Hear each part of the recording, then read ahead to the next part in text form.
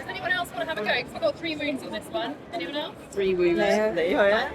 So, principles of packing a wound. What's your background with your paramedic? Okay, cool. So, from a ambulance service point of view, we only pack with hemostatic gauze because it's got radio pictures. So this strip here shows up on scans, X-rays, so it can be seen inside a cavity. We're going to kind of simulate it with ribbon gauze because this stuff is expensive. When you're packing a wound, you want to find the direct point of bleeding. So if you've got blood all over this thigh, grab an ink pad, grab a towel, wipe it down, see the exact point it's bleeding from, and you apply direct pressure with the thumbs, whatever you're using to pack, towards the point of bleeding. You then keep direct pressure on and feed in behind, so you're just moving your thumb but always pressing back on. So that's going to help with tamponing the bleeding. On this, for example, is a thigh, so this is a lower leg injury. If you're by yourself, you would put the tourniquet on first, because that's going to control the hemorrhage for all 3 wounds. But honest tight, so you cannot see any bleeding at all. But you'd still pack the wounds, because what we want is to be able to try and keep as much peripheral vascular supply as possible. So eventually we would like to consider loosening off the tourniquet.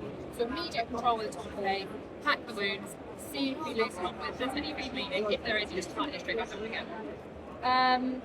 We would then want, once the packing is done, to be able to keep direct pressure on it for 2 to 3 minutes to allow the chi to expand. So the enzyme that's in this that provides the clotting factors, we want to make sure that that has got direct pressure to be able to start helping with fibrosis. So literally like all your weight behind it. If it's a groin wound, for example, we will have people kneeling and putting all their body weight behind it. It requires a huge amount of pressure, very aggressive packing. If patients are weak, it's really going to hurt them. You just basically tell them, like, this is going to hurt, but it's going to save your life. And they probably are going to be okay with that. So, you 3, yeah? Come on in. So there's 3 wounds on this one. One here, one here, one here. You take a wound each. We've got a couple of bits of Cheeto gauze, so I would suggest we have to take the big wound, probably use some of that, and then maybe this. The other thing you could do with Cheeto gauze, if you've got these small wounds that doesn't always fit, is you can rip it down the middle and still just use the radiopaque size, so then you half the width of it, so it's going to go. Alright? Use the ribbon gauze as much as you can. Use whatever. Are you ready? Aggressive hemorrhage control. Let's go. Okay, patient's bleeding. Good.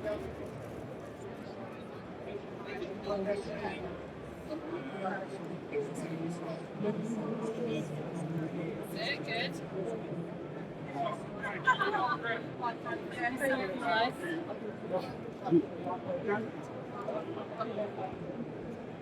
Use this one as well.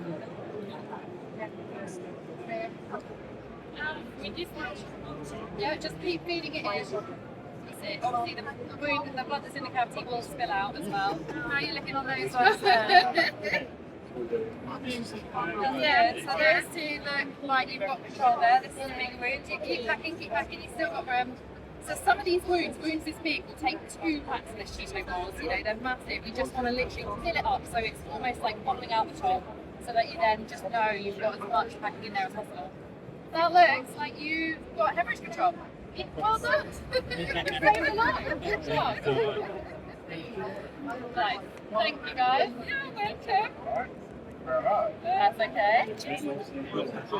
Things like this, you would then get some, I don't know what everyone carries, what systems you work in, but you've got these Olay strap things that have the pressure cup, anything, bandage it around once you've kicked down from direct pressure. If it starts really bleeding again, just pack more, don't ever take it out, just pack more into it. Alright?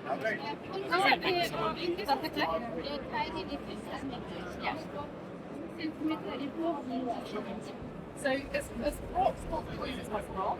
So yeah, we generally say like 2 fingers above. 2 fingers on 2, yeah. If it's obviously very raggedy, then you maybe have to be higher up. The reason we do it as close to the wound as possible is because it doesn't affect the vasculature of the body. Because as soon as you've got a tourniquet on, you sort of want to line for the rest of the wound. So want it as little as possible. If you put one tourniquet on, you've packed it and it's still bleeding, you use the second tourniquet on as well.